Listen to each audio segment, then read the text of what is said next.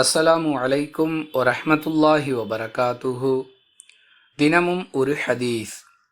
பாதையில் கண்டெடுக்கப்பட்ட, அதாவது பிறரால் தவறவிடப்பட்ட பொருட்களை பற்றிய சட்டம் என்ன என்று ஒரு மனிதர் கேட்டபொழுது, அந்த பொருளை பற்றி ஓராண்டு காலம் நீ விளம்பரப்படுத்தி கொண்டே இருக்க வேண்டும். அதன் உரிமையாளர் சரியான அடையாளங்களை சொல்லி அந்த பொருளை கேட்டால் அவரிடம் நீ அதை ஒப்படைத்து விட வேண்டும்.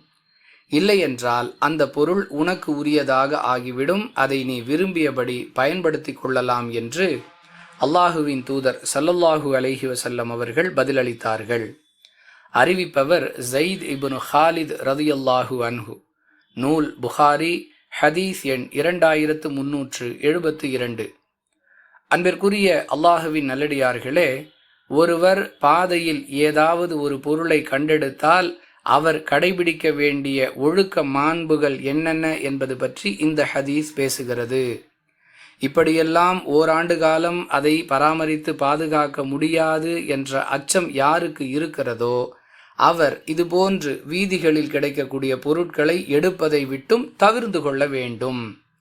அவ்வாறு கண்டெடுக்கக்கூடிய பொருள் அற்பமானதாக, அதாவது குறுகிய காலத்தில் அழிந்து போகக்கூடிய அல்லது வீணாகக்கூடிய உணவுப் பொருட்களை போன்றதாக இருக்குமேயானால் அவற்றை எடுத்தவர் உடனடியாக பயன்படுத்தி கொள்ளலாம்.